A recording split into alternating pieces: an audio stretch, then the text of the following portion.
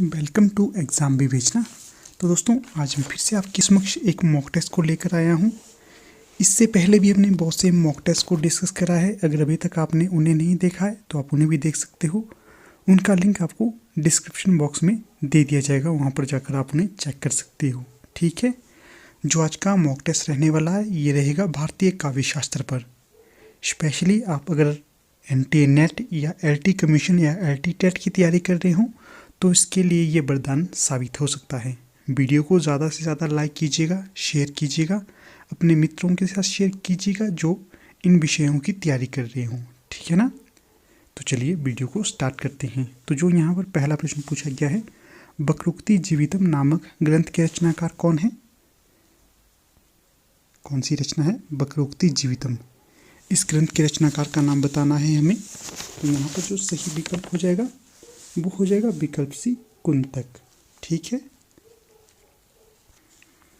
अगला क्वेश्चन है, निम्न में से कौन सा मिलान गलत है संप्रदाय और आचार्य के प्रति?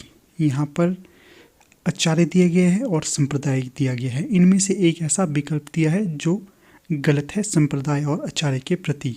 ठीक है। तो चलिए देखते हैं। पहला है रस। जो रस संप्रदाय के प्रवर्तक आचार्य कौन थे? तो ये भरत मुनि बताए गए हैं यहाँ पर, तो ये सही हो जाएगा।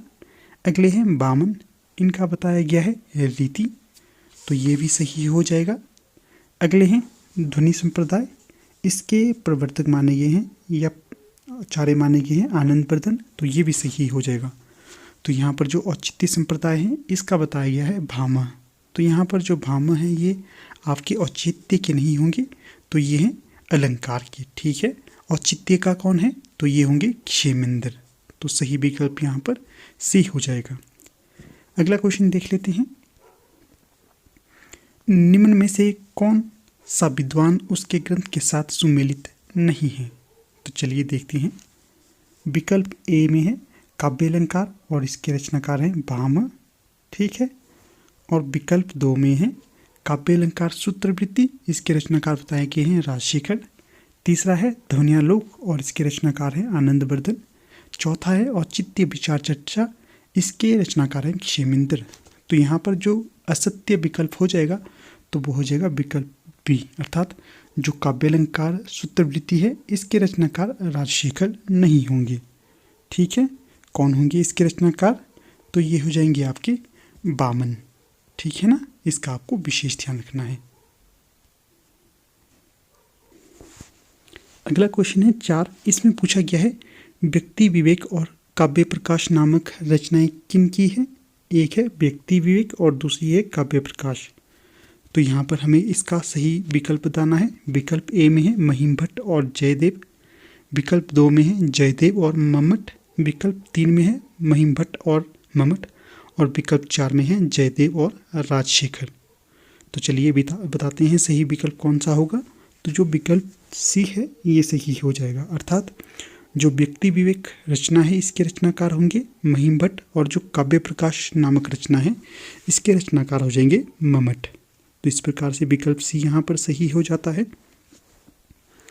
अगला क्वेश्चन है निम्न में से कौन सा ऐसे आचार्य हैं जो रसवादी नहीं हैं? ठीक है। इनमें 3 ऐसे रचनाकार हैं या आचार्य हैं जो रसवादी हैं, एक नहीं है, उनके बारे में हमें बताना है। लोलट ये हैं आपके रसवादी आचार्य। शंकुक यह भी हैं रसवादी आचार्य। और जो भट्टनायक हैं यह भी आपके रसवादी आचार्य हैं। पर जो विकल्प सी है जयदेव, ये आपके रसवादी आचार्य नहीं हैं, ये होंगे आपके अलंकारवादी आचार्य। ठीक है ना। तो बाकी 3 बिल्कुल सही हो जाएंगी। अगला प्रश्न है रस निष्पत्ति के संबंध में तद्रूप अनुसंधान किसने दिया? तो जो ये सिद्धांत था रस निष्पत्ति के संबंध में किसी विद्वान के द्वारा दिया गया था, तो उस विद्वान का नाम बताना है। विकल्प में है भरत मुनि, भट्टलोलट, शंकुक या अभिनव गुप्त। तो यहाँ पर जो सही विकल्प हो जाएगा तो वो हो जाएगा विकल्प बी, भट्टलोलट के द्वारा ये सिद्धांत दिया गया था। अगला क्वेश्चन है 7। सहृदय की अवधारणा किसके द्वारा प्रतिपादित की गई थी? विकल्प में होंगे महिम भट्ट, अभिनव गुप्त, शंकुक या लोलट। तो यहाँ पर जो सही विकल्प हो जाएगा सहृदय की अवधारणा अभिनव गुप्त के द्वारा दी गई थी। सही विकल्प बी हो जाएगा। अगला क्वेश्चन है 8, सांख्य दर्शन रस निष्पत्ति के लिए किसके द्वारा प्रतिपादित किया गया था? तो जो सांख्य दर्शन प्रतिपादित किया गया था तो बताना है किसके द्वारा प्रतिपादित किया गया था। विकल्प में है शंकुक, भट्टनायक, लोलट या शंकुक। तो ये किया गया था विकल्प बी, भट्टनायक के द्वारा सांख्य दर्शन का प्रवर्तन किया गया है। सही विकल्प बी हो जाएगा। अगला क्वेश्चन है 9, कवि की अनुभूति का साधारणीकरण होता है, किसने माना है ये? विकल्प में होंगे रामचंद्र शुक्ल, गुलाब राय, नगेंद्र या श्याम सुंदर दास। तो यहाँ पर जो सही विकल्प हो जाएगा तो वो हो जाएगा विकल्प सी। डॉक्टर नगेंद्र का ये मत था कि जो कवि की अनुभूति का साधारणीकरण होता है। आपके लिए एक प्रश्न छोड़ देता हूँ, आपने बताना है कि जो साधारणीकरण का सिद्धांत था किसके द्वारा दिया गया है ये सिद्धांत। अगला क्वेश्चन है 10, मधुमती भूमिका किसने दी थी? क्या है मधुमती भूमिका किसके द्वारा दी गई थी? विकल्प में होंगे रामचंद्र शुक्ल, गुलाब राय, डॉक्टर नगेंद्र या श्याम सुंदर दास। तो यहाँ पर जो सही विकल्प हो जाएगा विकल्प डी, श्याम सुंदर दास के द्वारा यह भूमिका प्रदान की गई थी, मधुमती भूमिका। अगला क्वेश्चन है यहाँ पर 11, वाक्य रसात्मक काव्यम किसका मत है? विकल्प में हो जाएंगे विश्वनाथ, शंकुक, भामा या अभिनव गुप्त। तो यहाँ पर जो सही विकल्प हो जाएगा विकल्प ए, विश्वनाथ जी का कथन है ये वाला। अगला क्वेश्चन है 12, इसमें पूछा गया है शब्दार्थों सहितो काव्यम किसने कहा है? विकल्प में हो जाएंगे विश्वनाथ, शंकुक, भामा या अभिनव गुप्त। तो यहाँ पर सही विकल्प हो जाएगा सी, भामा के द्वारा ये कथन कहा गया है। आपको बताना है कि जो भामा थे इनके द्वारा एक प्रसिद्ध पुस्तक लिखी गई है, उसका नाम आपको बताना है। प्रश्न 2 हो गया आज के लिए। अगला क्वेश्चन है 13, भरतमुनि ने रसों की संख्या कितनी मानी है? विकल्प में है 6, 8, 9 या 12। तो जो भरतमुनि थे इनके द्वारा रसों की संख्या मानी गई है 8। आपको भरतमुनि जी की पुस्तक का नाम भी बताना है। इस प्रकार आपके प्रश्नों की संख्या 3 हो गई है। हाँ दोस्तों, आप प्रश्नों के उत्तर नहीं देते हैं, कृपया प्रश्नों के उत्तर दीजिएगा, क्योंकि ये प्रश्न आपके लिए ही पूछे जाते हैं और आपके ही फायदे के लिए ये प्रश्न होते हैं। अगर आप उत्तर दोगे तो इससे आपको ही लाभ मिलेगा, किसी अन्य को इसका कोई लाभ नहीं मिलने वाला है। इसलिए आप इन बातों का अवश्य ध्यान रखिएगा, ठीक है ना। अगला क्वेश्चन देख लेते हैं 14, 11वां भक्ति रस को किसके द्वारा जोड़ा गया है?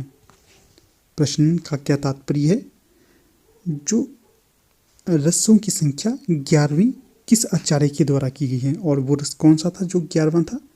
ये था भक्ति रस। और इसे किसके द्वारा प्रतिपादित या जोड़ा किया था? विकल्प में है रुद्रट, विश्वनाथ, रूप गोस्वामी या भरतमुनि। तो जो 11वां रस जोड़ा गया था तो ये जोड़ा गया था रूप गोस्वामी के द्वारा। सही विकल्प यहाँ पर सी हो जाएगा। अगला क्वेश्चन है, गुणों के प्रतिष्ठाता आचार्य कौन थी? तो विकल्प में होंगे ममट, बामन, कुंतक या राजशेखर। क्या क्या विकल्प में है? ममट, बामन, कुंतक या राजशेखर।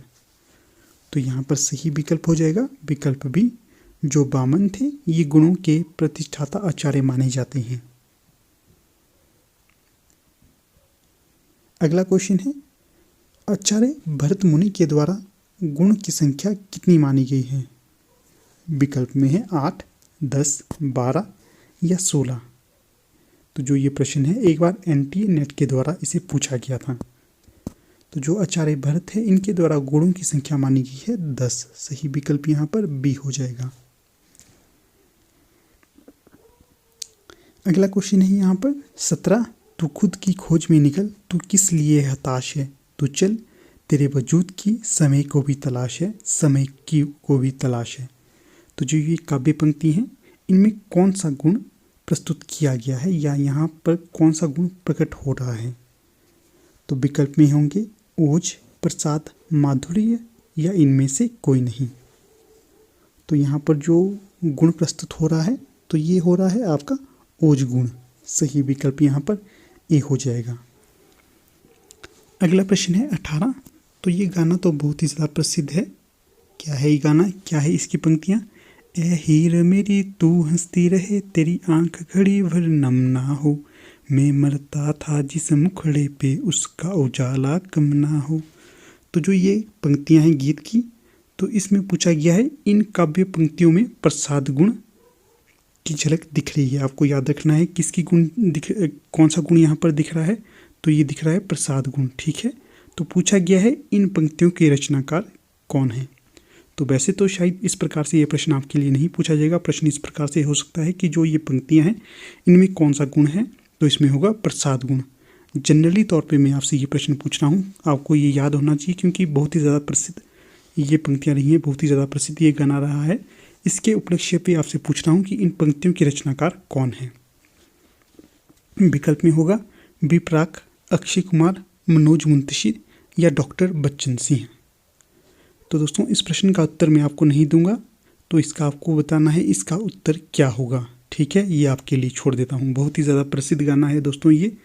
अगर आपने केसरी मूवी देखी होगी तो उसमें आपको ये गाना सुनने में मिलता है, और ये बहुत ही ज़्यादा प्रसिद्ध रचनाकार भी हैं जिनके द्वारा ये पंक्ति रची गई है। ठीक है ना, आपने इसका उत्तर बताना है। मैं सभी से आशा करूँगा कि सभी प्रयास करेंगे कि इसका उत्तर क्या हो और सभी इसका उत्तर अवश्य देंगे। ठीक है ना, आपको निरंतर अपने प्रयास करते रहना है।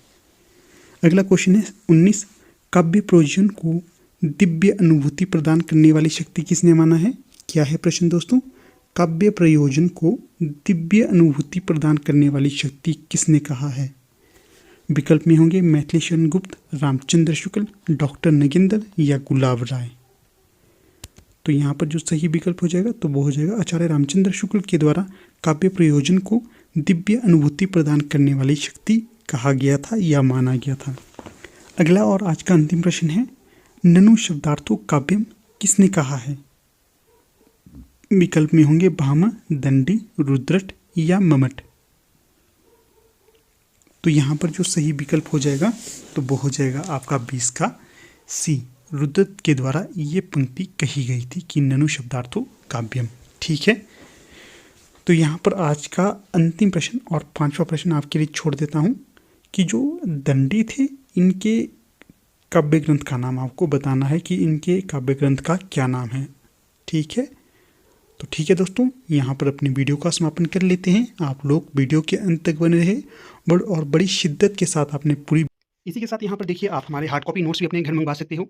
ये जो हार्ड कॉपी नोट्स हैं काफ़ी महत्वपूर्ण और इंपॉर्टेंट साबित हो चुके हैं, क्योंकि जो अधिकतर बच्चे थे IIT टेट की तैयारी कर रहे थे उन्होंने इसे इस तरीके से पढ़ा और उनके सभी के बच्चों के टेट क्लियर हो चुके हैं। यहाँ पर आपको 1500 प्लस मोस्ट एक्सपेक्टेड क्वेश्चन रखे गए हैं हार्ड कॉपी नोट्स पे। अगर मंगवाते हो तो आपके घर पहुंच जाएंगे। एक बार 2-3 बार रिवाइज कर लोगे तो काफ़ी सारे संशय आपके दूर हो जाएंगे और काफ़ी आप प्रिपेयर हो जाओगे परीक्षा के लिए। ठीक है, अगर मंगवाने हैं तो यहाँ पर देखिए नंबर दिया गया है, व्हाट्सएप है, व्हाट्सएप के माध्यम से आप इन्हें मंगवा सकते हैं अपने घर में। यहाँ पर कॉल की सुविधा नहीं है, सिर्फ आप व्हाट्सएप कर सकते हो, व्हाट्सएप के माध्यम से ये चीज़ें आपको प्रोवाइड हो जाएंगी।